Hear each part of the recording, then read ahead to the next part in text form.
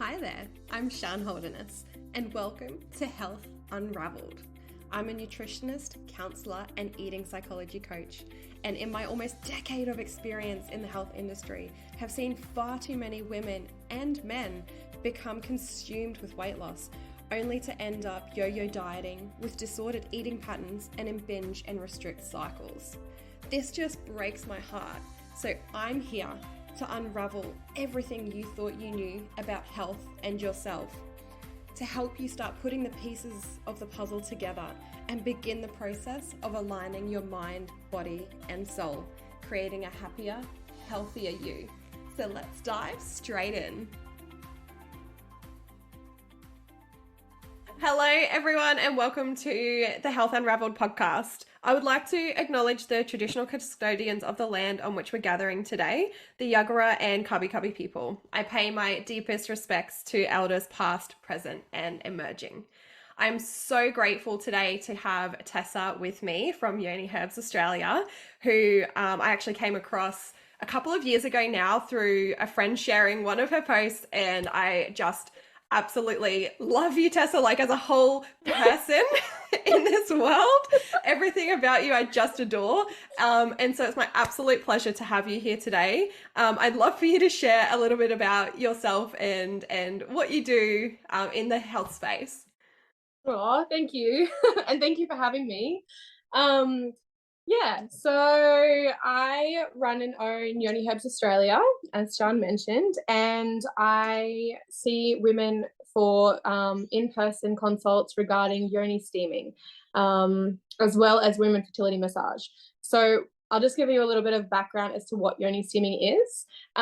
It's an ancient practice that's been used cross-culturally for as long as we can remember, where particularly women in the postpartum period will prepare steam herbs, like prepare medicinal herbs in some water, bring it to the boil, allow it to sit and infuse, and then people squat over it and allow the steam to waft up into the yoni space or the womb space.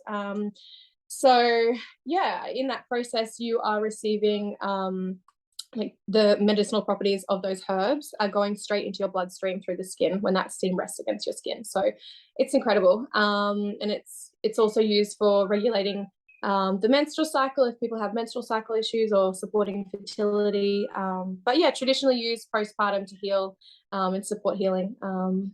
That way. It's also creates warmth and brings warmth to this area. So that warmth is going to support circulation in the area. So if you have signs of stagnation in the form of like painful periods, things like clots, or a heavy dragging sensation, things like that. Yoni steaming is utilized to support the body to do its normal processes and functions and come back to like homeostasis, I believe the word is, like balance. So it's incredible. It's amazing. I love that. So, I did a while ago purchase some Yoni herbs from you, and I waited for so long, I don't know why, and I eventually started using them. And although I've still got some work to do, I completely stopped having painful periods ever since then. Amazing. So Yay! It was a beautiful experience. And what I loved the most about it, my reason for procrastination was not stopping and taking that time for me. And I loved that. Yeah. Doing that, not only was I helping myself and helping my body, but I was just taking time for me, because I'm important too, right? Yes, girl.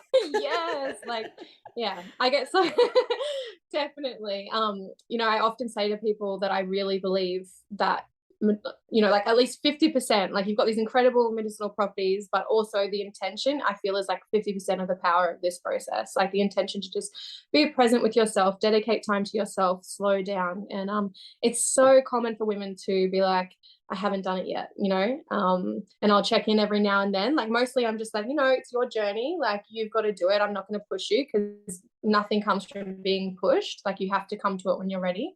But yeah, every now and then there's like, some women I'm like, have you done it yet? And they're like, no. And I'm like, what are you waiting for? Especially those that have really intense struggles with their menstrual cycle. So, but yeah, and even getting to that point, like yeah, it's just super common and super normal to sort of buy the herbs and have the intention, but you know, you've got time to work through things before you're actually ready to do it. Yeah, like even for me, like there was a time where I had the steam for ages, and then I go into like, you know, just like self-sabotage mode. It's like, this is what you do for work, this is what you encourage women to do, and you know, and it's just like, holy shit, like, can we just take a moment? Like, I was busy and I was struggling, and like, you know, like I don't need to attack myself. I just need to like, you know, go and set up a Yoni steam and do it, you know. That's So absolutely right. You're yeah, a human being. yeah, exactly. Yeah, I feel like I'm maturing because I'm starting to realize that, like, It's like I'm an adult now, yes. yeah. I can accept Um, myself for being perfectly imperfect. yes, exactly. So yeah, I absolutely love it. You know, there's so many health benefits. Like, um, yeah, it's just such a beautiful. And I also describe it as a wet, warm hug for your vulva and vagina. So, I love that. you I know, you got to be love that. silly. So Yes.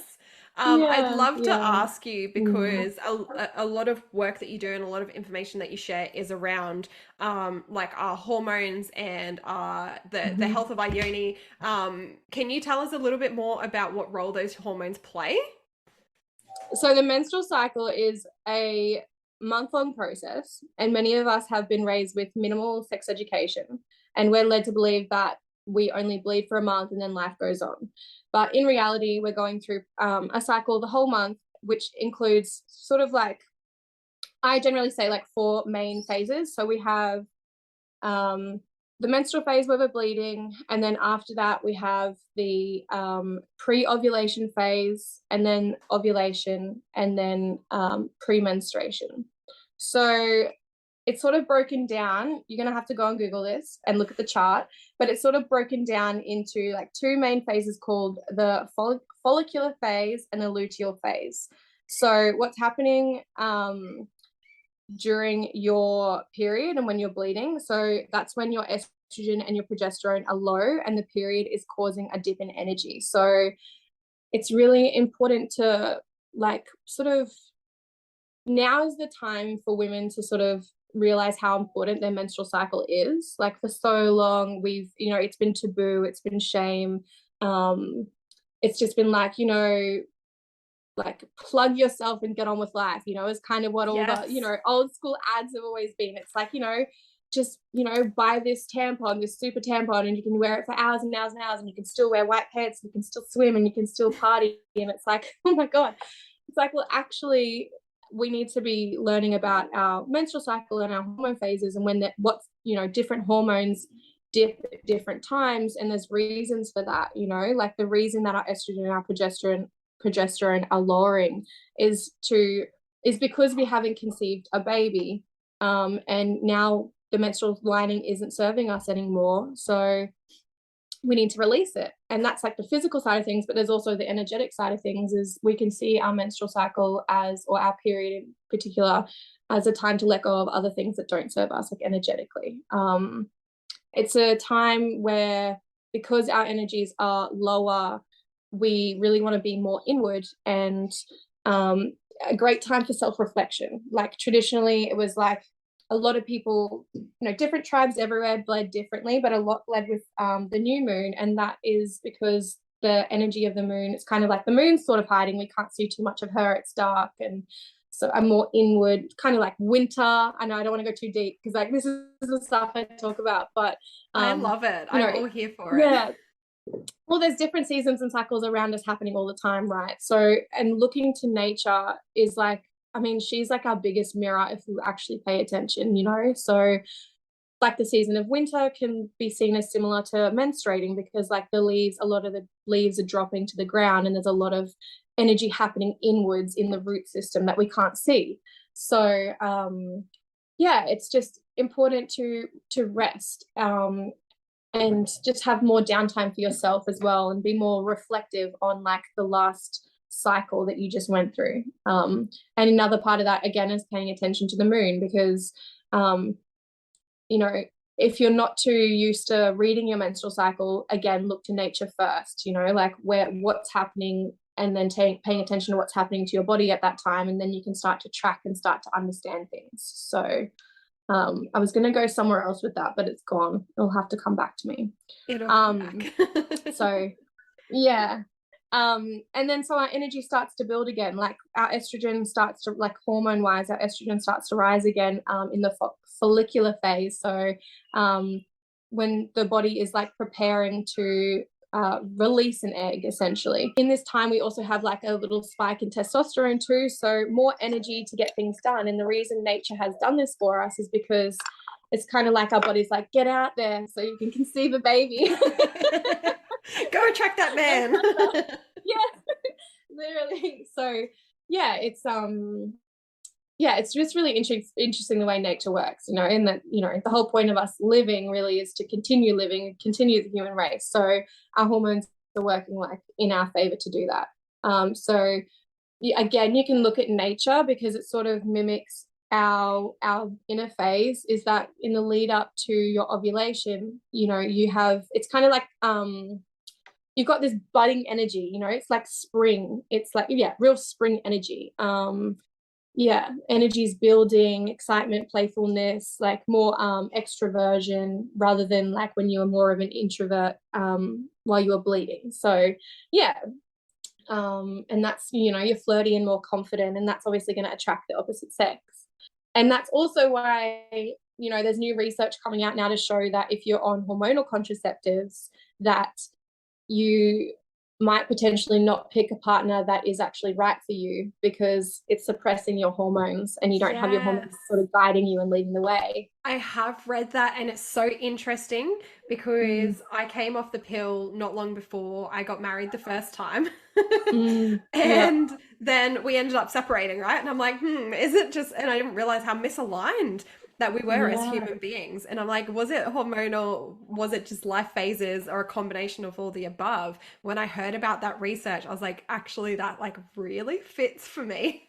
Yeah, it's so interesting, and it's so common as well. And that's really scary. I was reading not so much scary if you just like, you know, come off it and then you can go your separate ways and whatnot. But like I read this study the other day. I wonder if I still have it up, but it was showing that I can't remember, was it Switzerland? I don't know, some country somewhere, they did this study where they got a bunch of men to wear the same shirt for 3 days, and then they put it in a bag, and then they got a bunch of women at different phases of their cycle smell the shirts and decide which one they were most attracted to. And it, most of the times, like, this is really deep science, I'm not even at this level, but most of the times they chose the man who I don't know if it was the genes that they didn't have and sort of needed, so that you would be creating, if you were to have a baby, like a stronger, healthier, you know, offspring. Yeah. Whereas, and when they look back and they saw that the women that didn't choose the same ones, they were on hormonal contraceptive, and that was the only difference between them, is that, yeah. So, I mean, that makes me think, like, what about birth defects and stuff like that? Like, how deep does this go? And really interesting. That's so very, very interesting. Yeah, and so concerning. Very much so. The minute I started learning, and I'm not a medical doctor, so please speak to your health professional. Disclosure. But the minute I started learning about what the pill was doing to my body, I absolutely shit myself. And I came off it like straight away, and I haven't touched it since 10 years. And I still then, when Josh and I were trying to fall pregnant, it still took us 18 months to fall pregnant with Charlie. And still now I'm still battling issues with ovulation, essentially, to fall pregnant a second time. And I wonder how much of that was being on the pill for 7 years, you know. Definitely. There's just so many side effects, and it's just like, why was this ever approved? Like, it's cruel. And now you see so many issues with fertility struggles, and I wonder, like, how much research is there to show like where this has come from. And on that note as well, like, when we start to have our period when we're younger, it's like, it's not something that your body just knows that it's doing straight away, sort of thing. Like, it's something that's taking time to like work out its own process within your brain. And I was reading, I think it was what's the book called, the Period Repair Manual. by Lara Bryden, I think it is. I hope Awesome. I pronounce that correctly. But in her book, she was saying that if you have a hormonal contraceptive before your brain's finished doing its processes, you sort of interfere with and take away like certain hormonal. God, I need to really get this in my brain so I can say it properly. Certain hormonal functions, like you Yeah. interfere with the brain and the body, like communicating essentially. And it's just like, Mm, oh my God, that makes so much sense that it would then lead on to further problems later in life.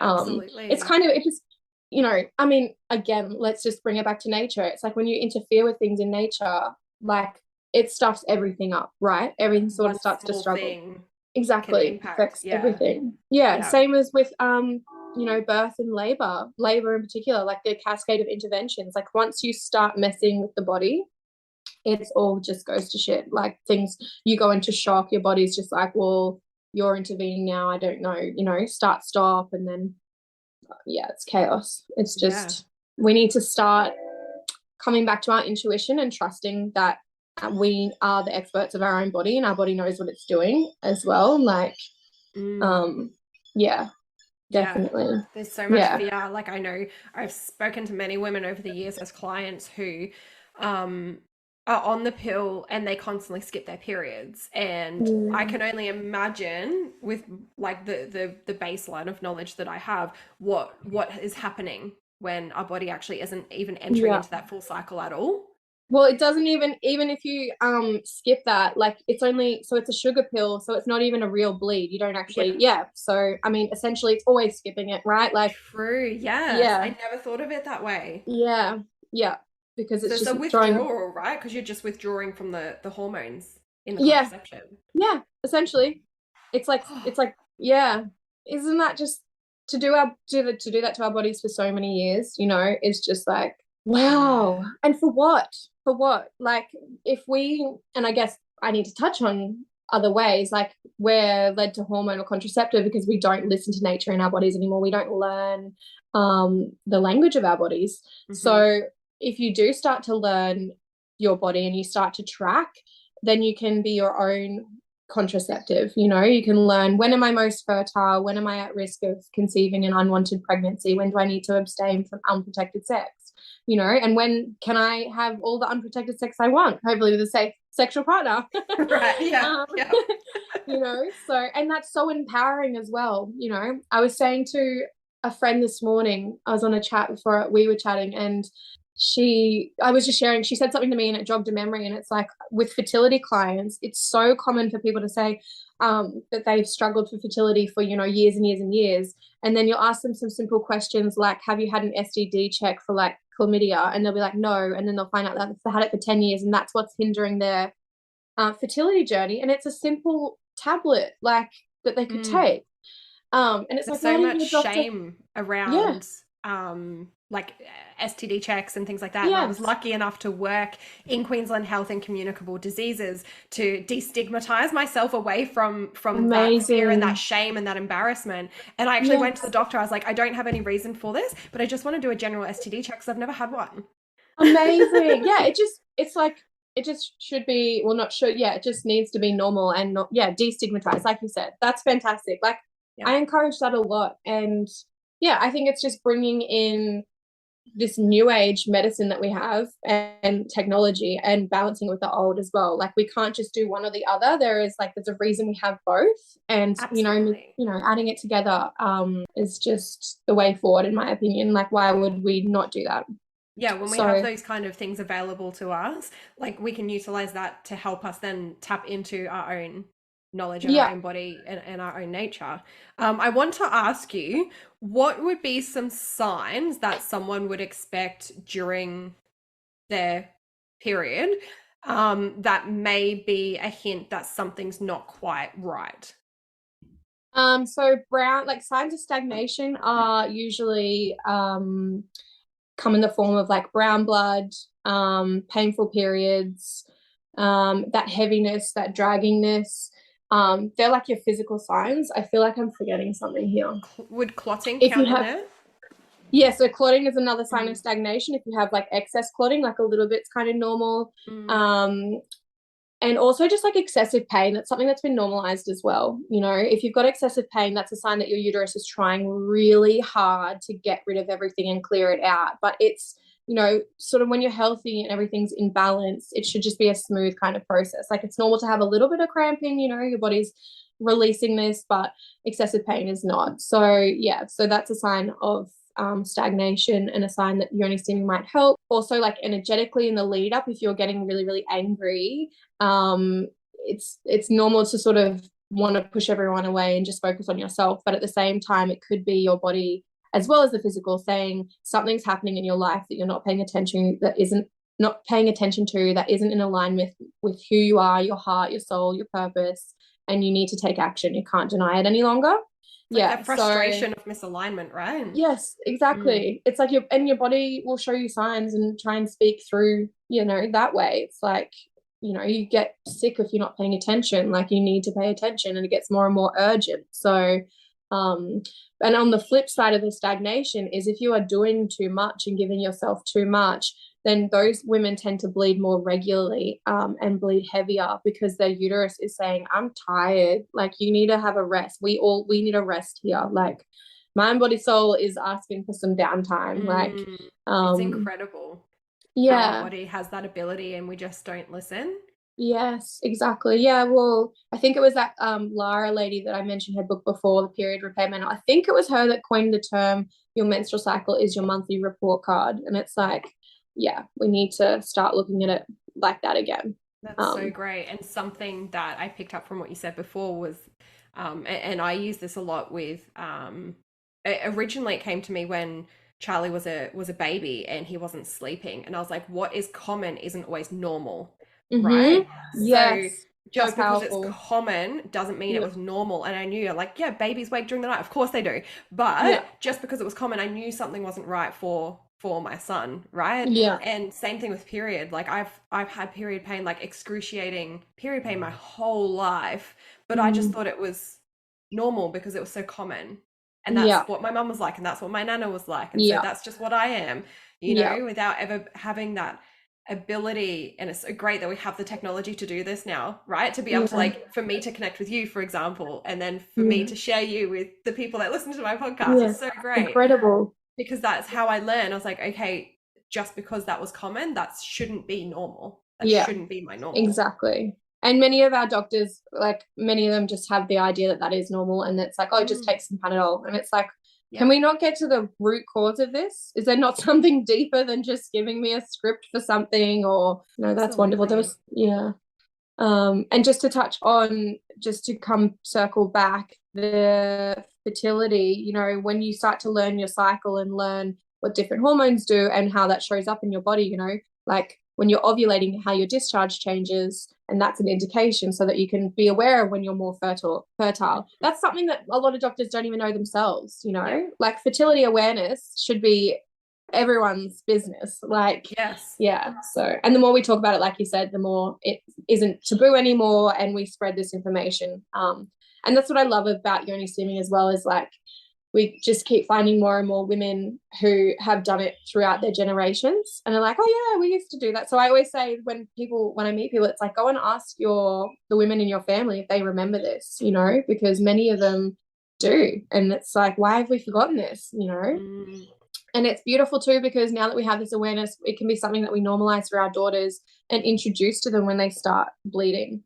Like, so it just becomes lived experience. Or again, like if you're steaming, you know, in your bathroom, in your home, and you've got your toddlers walking around, normalizing it then and there, like they're curious, why not plant those seeds? You know, it becomes embodied knowledge. So I had powerful. a beautiful conversation with Charlie the other day, because I'm big for like not hiding things. Like I'll share with him at his maturity level.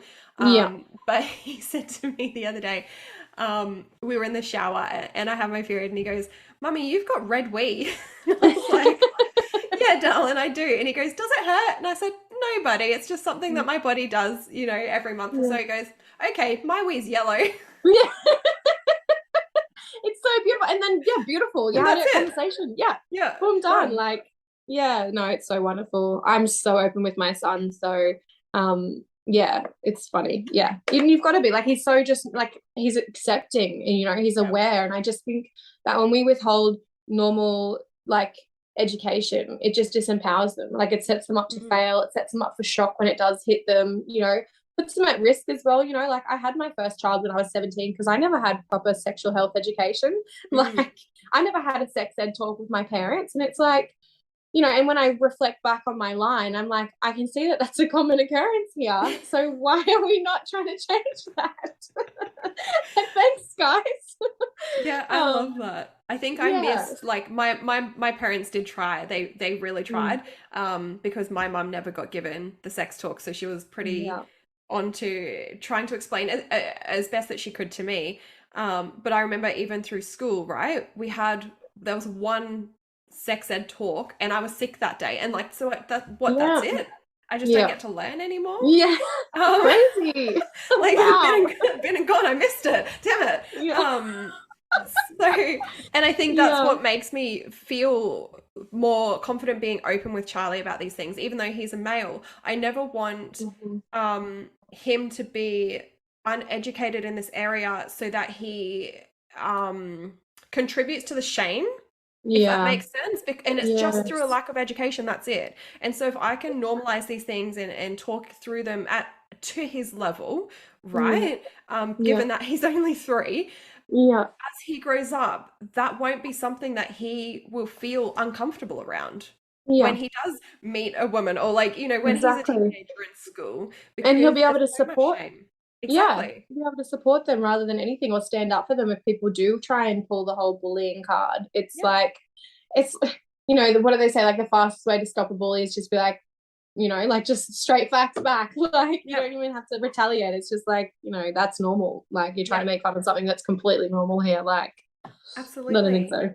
100%. And have more compassion as well. And I just feel like, I think colonization has a lot to do with our disconnection from culture, because, you know, everyone comes from a culture. Like, you know, it's not just Black people that have culture. So it's like, it's everyone's job in this day and age to try and find out what your you know, what your heritage was and what they practiced, you know, if they can, or create that if you can't, you know, in a respectful manner, obviously without cultural appropriation. But, you know, like, create processes and rituals that support your health and your family's health, and normalize doing that.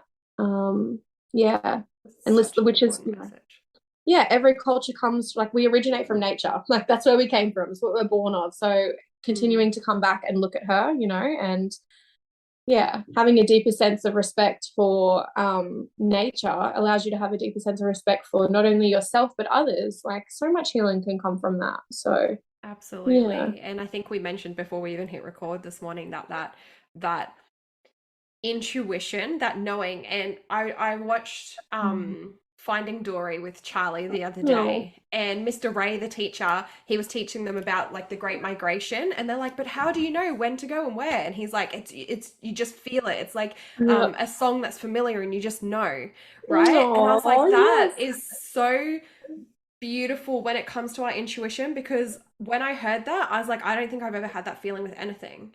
And I want to have that feeling and that trust in what's happening with my body or around me, you know, intuition to know, like, hang on, no, like, I need to do this, isn't normal. Okay, doctor, you're telling me that this is, but it's not. Like, help me investigate. Or, you know, or get out of the way. Exactly. Or, like, hey, Tessa, like, I really resonate with what you're saying, because that's sitting with me, and something that you're saying feels familiar, and I really want to learn more, you know. To be able to just have that inner guidance, that intuition, I think is so powerful, that we don't have. And when we don't have that, we can't be active participants in our life. Definitely. And that's so important, is like, people sort of just act on default. We have this pack mentality because it's, you know, in us for survival, but at the same time, it's like, you actually need to be considering things from your own point of view and coming to your own decisions, you know, what resonates with you, and not worrying what everybody else is doing, and not being shamed to do what everybody else is doing. It's so important. And coming back to birth again, especially, like, trusting your body, you know, in the way that things have been set up here, is like, you become a patient immediately and you need to do all these checks, and it's just, you're constantly harassed and coerced into things or shamed into them. Like, what if your baby will die? Like, you denying what I'm telling you because I've got a degree, puts your baby at risk. Like, why would you do that? And it's just like, first of all, like, you were given the uterus because you're the one that's capable of creating this life and raising them. Like, let's just remember that. Yeah. But and plus human error as well is like one of the main reasons for medical like negligence, or so it's like, just because you have a degree doesn't mean you know it all. Like, I'm the one that's in this body. So, but I think that was my biggest help, having been a mum, giving birth at 17, was just, I was, headstrong teenagers and they can't be told. That's powerful. I feel like we still need to call on that energy from time to time, because people try to have it over you. And I was just like, I just was like, no, I fucking know it all. And of course I didn't, but it was like, that's what's made me have such an incredible bond and do things, have a gentle birth, raise my son in a gentle manner, as much as possible. And just breastfeed, connection, everything, bed sharing, just go back to what made sense for me. And that's exactly right. Exactly right. I feel super excited to do it all another time around when the time's right for us, knowing what I know now that I didn't know throughout my pregnancy and birth with Charlie, and the ways in which I'd be able to advocate for both of us that I didn't know how to do before. Yeah, beautiful. So I do have another question that I think I myself am super interested to know, but I know a lot of listeners will as well, is when it comes to, we're talking about periods and things like that, and you mentioned something about like, just plug it, and carry on like normal. What is your opinion on what is the best way to navigate our period? Is it like cups, period cups? Is it period undies? Is it pads? Is it tampons? Like, I know for me, I steer away from tampons because they cause me such bad pain. And I didn't like the idea of stagnant blood, like being inside me. Yeah. When the whole process is to release. Yeah. So blocking that doesn't make sense energetically. I think exploring what your options are is super important, because it's going to be unique for everyone. So like you said, you've got cups, you've got tampons, you've got pads, you've got handmade cloth pads, which are reusable so you can wash them, and period undies, and you've got sea sponges, and the couple of free bleeding as well. For me personally, I love cloth pads. I love the knowing that they're handmade and they're made with, by a woman who truly believes in what she's doing. You can get beautiful, pretty ones, and I also love the process of washing them myself, because you're connecting with your blood. That's another thing, reading your blood, is it dark and discolored? Is it fresh? Is it watery and pink? These things show hormonal imbalances. And again, normalizing that. So I keep feeling really like awkward when I say these things, because I'm like, I feel like you would probably work with some really mainstream people. So I'm like, is this going to be okay for your guys? But at the same time, like, I know that you're open to it, and you'd be attracting people that are more open to at least hearing about it. So and that's it. I only know because I've been open to hearing about it, and so, I first started with period undies because, like, through you. Yeah. And do you like them? I do. I really, really do. Yeah. You got to find. Yeah, I love them as well. Period undies, I feel like I've gone for cloth because I had some of my period undies sort of like after time fail, and it just really pissed me off. I'm getting to that point, so I'm interested to know about the reusable pads. Reusable pads. You've got all different sizes, panty liner sizes. It's just like a snap lock kind of situation over your knickers. And I had my first set after I had my son, and they would have lasted nearly 10 years. So they're incredible. Yeah. That's awesome. And also the environmental impact, lowers the waste. So yeah, I absolutely love them. I love the period undies when they work. And yeah, I think after having my son, I could no longer, I loved tampons growing up. I was a family where you didn't even use pads, you went straight to tampons, which is like, when I learned that other people had pads, I was like, this is mind blowing. So yeah, just like minimizing the waste, but also, I couldn't plug myself anymore. I was like, things need to flow freely. I don't want anything inside me. And then you've got the chemical component of like the bleached cotton, or, and the pesticides that the cotton's been grown with, and that's going directly into your, you know, womb space. That's so dangerous, or your vagina. So Yeah. yeah, it's like I've tried a cup, only like for the really, really heavy days. yeah, And I felt better with that compared to tampons, but I'm more inclined to try the reusable yeah, pads. And something you mentioned before, and I know that you were like, oh, I don't know what the listeners are gonna think. But when yeah. you said about like washing your pad, what I really liked about Mm. using the period undies, and one of my lecturers when I was at uni actually said this, and we were like, oh, that's so weird. Yeah, But she said she used to like use like when she washed her whatever, I can't remember what she used, but she used to water her plants with yeah, the water of blood. And yeah, then now that's what I do. yeah. Must be why that plant back there looking so healthy. Right? Yeah. Because it's like giving No, but back those yeah, minerals to exactly. Mother Earth. life, you know, to Yeah, nature. Yeah. exactly. Like, yeah, again, remembering that the only reason we exist is because we have Earth. So we like deserves to receive Yeah. from us, for us to give back, for it to be reciprocal. So Yeah. And yeah, I honestly felt definitely. like it was such a waste. Like just and I don't know why, but maybe there it is. It's intuition. Just like tipping it down the Mm, drain. I was like, oh, I yeah, feel like I'm like, I don't know. It's yeah. something didn't feel right. Yeah, Um, it's almost disrespectful, I guess, because like when you're yes. giving it back to the earth, it's an honor. It's just like, Yeah.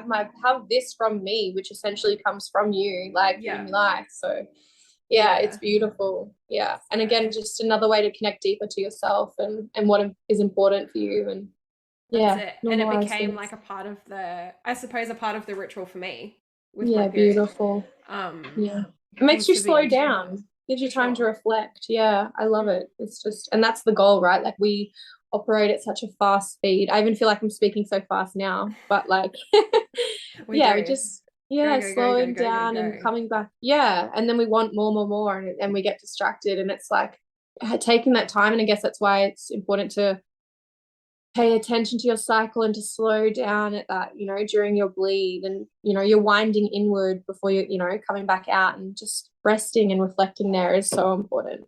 Yeah, Absolutely. Oh, this is why I a lot love of you. cultures, yeah, thank you.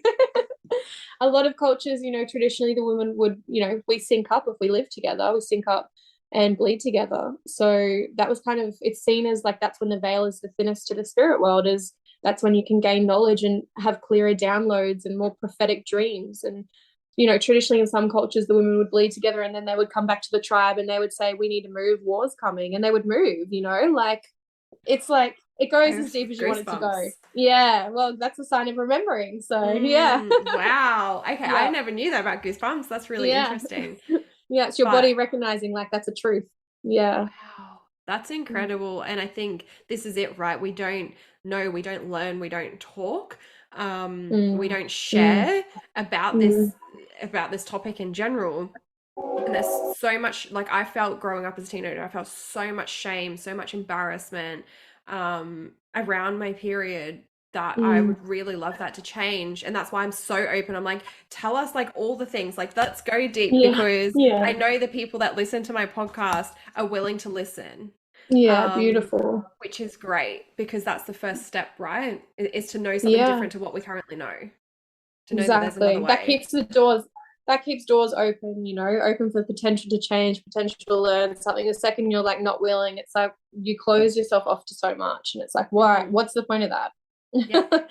So absolutely. yeah, beautiful. But yeah, so I prefer my cloth pads and cloth undies. Like I've tried a moon cup like once, but I was like, I couldn't get comfortable. I didn't know what I was doing. And also I was like, is silicone okay to be in the body? Like, I know it's like from a natural Mm, substance or something like that, but still just didn't feel right. It's still, catching it. And then I did have a lot of clients that I was getting messages and they were like, I've got it stuck and I've had to get my partner to like lay on the floor of the shower with me and help me get it out. And then I'm like, imagine the pressure on your cervix. I just don't know, like the vacuum sensation. I just yes. don't know. Yeah, yeah, So, that has felt like a little bit off for me. Um, mm, but now I have mm. another avenue to explore with cloth pads. So, Yeah, yeah. I'll send you my lady. But yeah, yes, my friend please. was I was visiting a friend recently and she was like talking about her daughter and how she uses a menstrual cup. She's only 17, how proud she is when she does it. And I was like, that's so great. Like, she's just like, strong Iron woman. Like, yeah, I bleed, like no shame with their friends and stuff. And she's like, yeah, but then I come into the kitchen one day and she's boiling it in one of my saucepans. Well, Yeah. And to me, I'm just like, I think I've Yoni steamed with every pot in my house, which I'm like, I should probably tell my dinner guests that. But now I have one significant pot, I should say. That was a while ago, but like, that's so funny. but yeah, it's just so funny. She's like, that's my saucepan. I was like, we'll get her a dedicated saucepan. That's just so great though. But again, it's like, who cares? Like, it's clean. Like, that's the point of boiling it, right? Is to clean it. So the pot's as clean as the cup. Yeah. And I just never, like, just on menstrual cups as well, like trying to, like, empty it in a public toilet and then put it back in, and then or because they say you're supposed to wash it between you put it back in, but then you've got to get out of the public toilet while you're still bleeding, wash your hands, get back in. I totally had that experience, right? Oh, no. And I was like, I was bleeding really heavy, and I had a networking event, and I went to the toilets, and there's like 2 toilets, and then the sink's outside, and I really quickly had to like run out, like wash my hands, like run back in. I was like, please, no one walk in. So, definitely keen to explore different ways. Maybe a networking event wasn't probably my best choice of things for that day, but that's okay. I love seeing that you're doing these networking events, so like that's so beautiful, like creating the community. That's wonderful. Yeah. I'm very introverted, but it doesn't serve me. And I was talking to my nana the other day, and she's like, but what if that's just how you are? And I'm like, that's great, but it's not serving me right now. At times, absolutely. But I really I need community, and I know if I need it, then other people do. And so if I can put myself there to create that, then I want to. Beautiful. So and same with you, like I'm so looking forward to hearing about more women's circles, and you do steaming circles as well. Yes, I've just started doing Yoni steam circles, which is exciting, but also people don't realize that I'm super introverted as well. People are just like, no way. They're like, you seem confident and you get out there, and I'm like, would rather not. That's me. Literally. Yeah, so I'm trying to like navigate that, but yeah, I really want to share this with more women, so yeah, so I have to believe in myself and get it out there and share the knowledge so that they can then be passed on to their families and friends. So yeah, 100%. Super exciting. So there's 2 final questions I have for you. One of them is, how is it that you can help women, and how then can they find you if they feel called to? Cool. So if you are struggling with your menstrual cycles, fertility, if you want to understand your cycle more, then you can get in touch with me, and I can sort of show you what it is I know and how I do things, and support you in that way. I do online consults and in person. So, and with that, we also do, like, if you want to do yoni steaming, like that's my main area, and all of that sort of comes with it. I do like an online questionnaire, and then we talk about it in person. You'll come over for a cup of tea, and we'll go through your intake form and what it is you're trying to figure out. And then I'll show you the whole process, like with the herbs, how much to use, how to prepare it. And then you'll go and do a yoni steam in my studio here, and I'll guide you through a guided visualization, which is really beautiful, connecting deeper with your womb and the steam and the medicinal properties of the herbs. And sometimes I drum for women as well, so they get the full experience and get to ask any questions they want, so that way they can go away and do it at home. So that's one thing that I do. I want to open up a new option where you can just come and do a yoni steam, because some women just want to come somewhere to do it. They don't want to have to go home and do it themselves, which is, I understand, it's really nice. And the other thing that I do is womb and fertility massage. So that's like, it's like about a 2-hour process, and essentially you have a cup of tea, we have a bit of a chat and a debrief if that's what you feel called to do, and then you receive a beautiful, like, 1.5 hour womb and fertility massage, which is like your back and your sacrum, your digestive system, over your womb space. And then you're wrapped with hand-woven rebozos from Mexico, which are absolutely beautiful. You're wrapped from head to toe and left to just soak in all the yumminess and integrate anything and journey if you go off into a dream. And it's just so beautiful. So yeah, before I unwrap you, yeah, So beautiful. it's so lovely. How Yeah, incredible that you yeah. get to like witness women go Yeah, I love through it. those processes is incredible. So thank you for all that you Yeah. do. My pleasure. Thank you. Amazing. So, yeah. I will link your social medias in the Yeah. notes. Get my words Beautiful. out. Is there I'm anything yeah. else you want to add or say before we finish up today? I think that's it. I'm available on Instagram. That's probably the main spot that I hang out. I'm currently getting a website done, which is incorporating everything, because I've just had different websites for different things, and now I'm just like, nah, it's just gonna all be brought together and people can decide. Yeah. Yeah. So no, that's it. Just trust your intuition. Come back to yourself. You're the expert of your own life, and listen to your body. Learn your body's language. Yeah. Amazing. Oh, thank you so much for today. I appreciate it so much. I'm so excited to let this out into the universe and see where it takes people. But thank you so much, Tessa. Thank you so much for having me. If you loved this episode, please let me know by leaving me a review or sharing this with your friends. It's so important for me to get this information out to those that need to hear it. So your feedback means the absolute world to me. And also, if you have any topic requests, hit me up with them too.